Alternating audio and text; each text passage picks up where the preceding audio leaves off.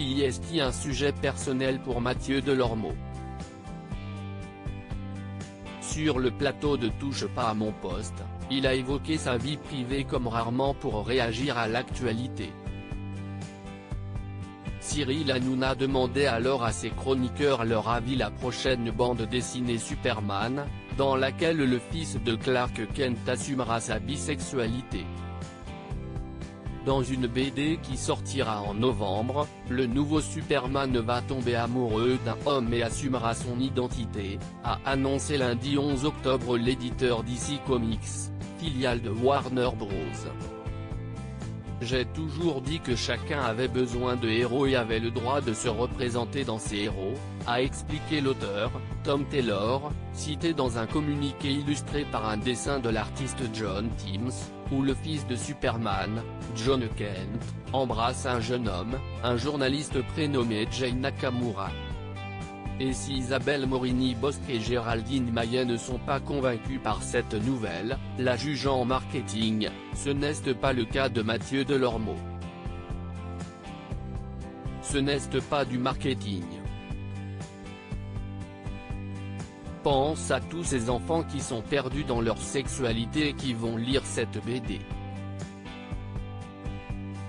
Si est grave ce que j'entends, il y a 40% d'augmentation d'agressions homophobes chaque année en France, a commencé le chroniqueur, spécialement touché par ce sujet. Pour lui, cette bande dessinée va permettre d'éduquer les gens, si est pour leur dire, aux enfants et aux gens, être homo, si est normal. Point, si est bien de le faire. Dans Touche pas à mon poste, le chroniqueur a ensuite raconté avec émotion et pudeur ses premières expériences homosexuelles. Mathieu Delormeau a déjà été victime d'agressions homophobes. Pour être très honnête, à mon époque à moi, c'était mal.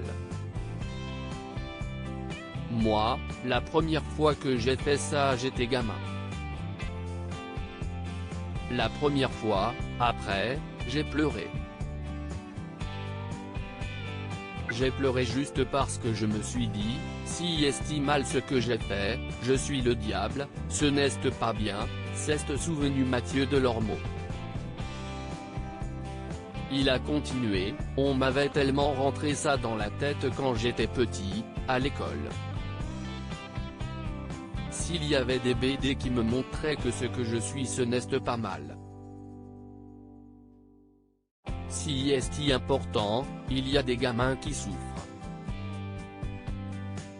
Très touché, le chroniqueur de TPMP a lui aussi été victime d'une agression homophobe, comme vous le révélait Closer.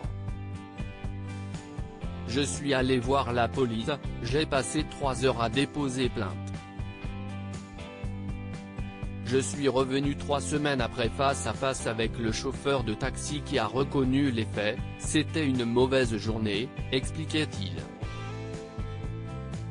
Et puis, finalement, tout ça pour vous dire que vous passez 7 heures à déposer plainte, et il a eu un rappel à la loi.